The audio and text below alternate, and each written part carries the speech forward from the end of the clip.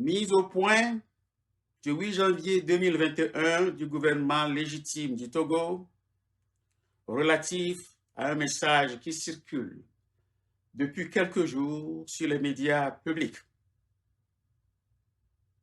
Vous les connaîtrez à leur fruit. Matthieu 7, verset 16. La crise post-électorale togolaise a suscité ces derniers jours des défenseurs de Monseigneur Anani Nicodème Bénissan Bariga, archevêque métropolitain de Lomé, au rang desquels figure le père Pierre-Marie Chanel Afognon. Depuis quelques jours, circulent sur la toile ces écrits empreints de contre-vérité et de graves dénis au sujet d'une polémique sur le rôle que Monseigneur Bariga aurait joué dans la crise post-électorale née au lendemain du scrutin présidentiel du 22 février 2020. Le père Afognon s'est-il demandé pourquoi le 22 février au soir, de tous les candidats en lice, seulement les domiciles du patriarche de la nation, Monseigneur Podro, et celui du véritable vainqueur de la présidentielle, son Excellence Dr Gabriel Messan Agbemo Kodjo, ont été encerclés. Le monde entier fut témoin et les médias en avaient tiré de pertinentes conclusions que le temps ne saurait travestir.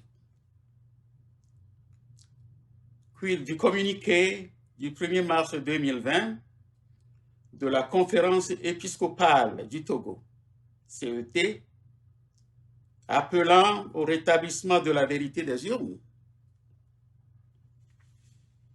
L'histoire d'une sollicitation d'une personnalité de la DMK, au demeurant proche de Monseigneur Bariga, procède d'une démarche personnelle visant à une implication de l'archevêque métropolitain à faire arrêter le harcèlement militaire et judiciaire inacceptable dont faisait l'objet le candidat de la DMK depuis que toutes les tendances sérieuses recoupées le donnaient gagnant du scrutin.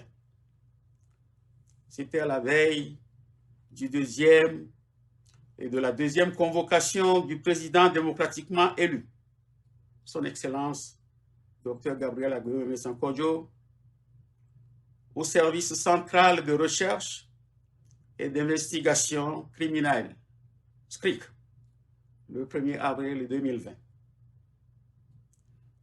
L'urgence de la situation avec des conséquences fâcheuses du siège du domicile du président Kodjo à l'époque contraste avec le délai de 3 semaines pris pour transmettre le 20 avril 2020 le courrier de médiation daté du 18 avril 2020 relevé dans les allégations du père Afognon. Depuis, jamais l'émissaire de l'archevêque métropolitain, Monseigneur Bariga, feu le révérend père Étienne Amouzou, n'a fait qu'à, lors de la rencontre avec les responsables de la DMK le 20 avril 2020, de la démarche privée que met en perspective le père Afognon. Selon l'émissaire, la médiation de Monseigneur Bariga fait suite à une saisine conjointe du ministre Gilbert Bahara et de l'ambassadeur de France au Togo, Marc Vizy, et que le chef de l'État souhaite recevoir la DMK l'après-midi du 20 avril 2020 pour une négociation afin de mettre fin à la crise. L'ordre du jour de la rencontre s'articulait autour de 2 points. Reconnaissance de la défaite du pouvoir sortant et accord de répartition du rôle avec la DMK. Faure Gnassingbé conserve la présidence et Agbeyewe Kodjo à la primature avec plein pouvoir. Au cours des échanges, le président démocratiquement élu ajouta qu'un simple tweet au cours de la rencontre avec le président sortant, précisant qu'il reconnaît sa défaite, suffirait à inonder les rues sur l'ensemble du pays. Mais la suite, vous le connaissez.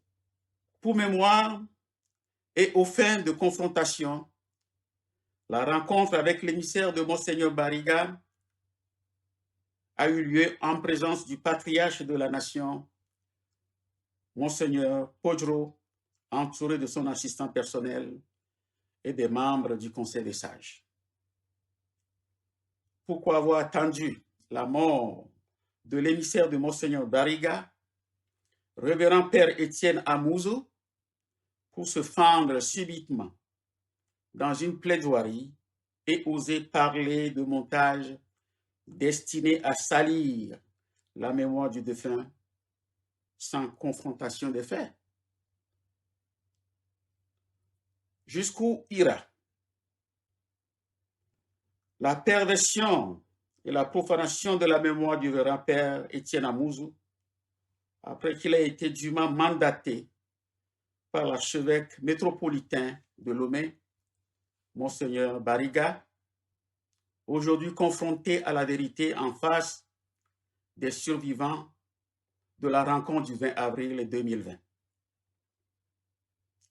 Plusieurs membres du clergé ont reconnu l'écrasante victoire de la DMK, y compris au moins un évêque, ce qui est d'une évidence limpide pour la majorité des Togolais et des étrangers intéressés par la situation au Togo.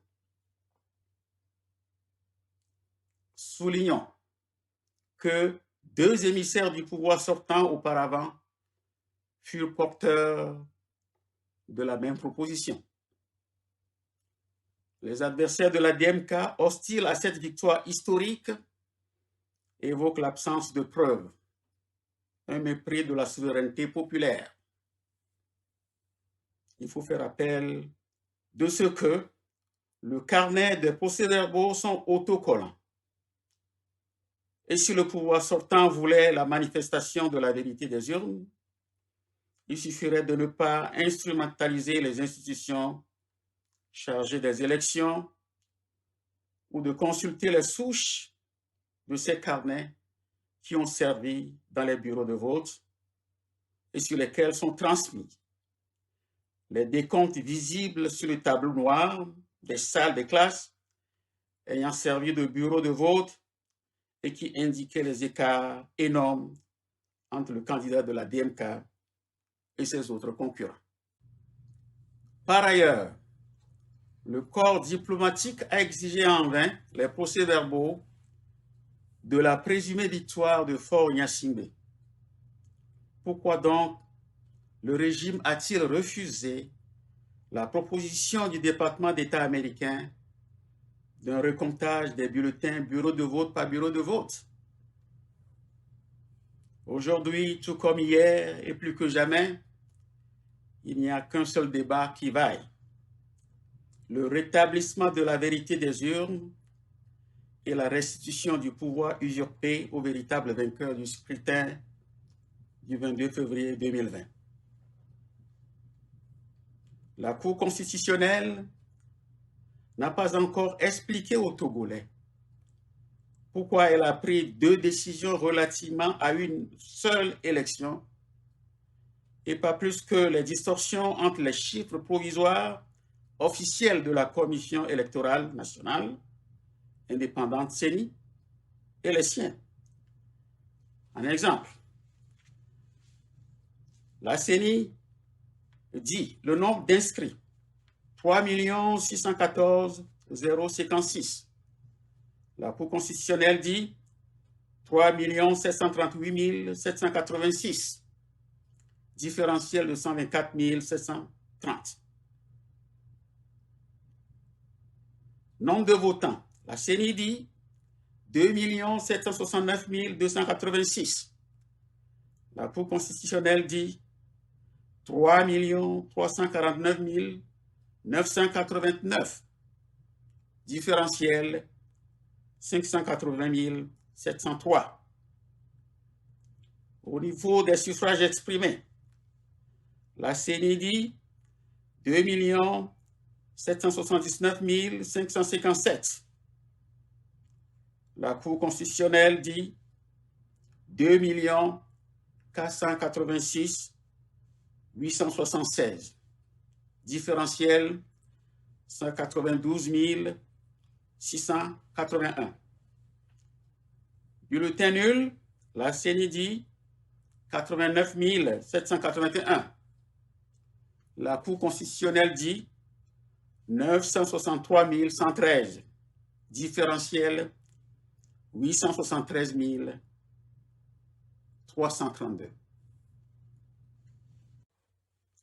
Ces chiffres à eux seuls expliquent à tout observateur averti toutes les manœuvres mises en branle pour construire une victoire impossible pour le président sortant Faure Gnassingbé et qui justifie les violences exercées sur le réel vainqueur et toutes les tentatives pour convaincre le président démocratiquement élu, son Excellence Dr Gabriel Agbemebe-Sankojo, de se compromettre en trahissant la volonté du souverain peuple togolais.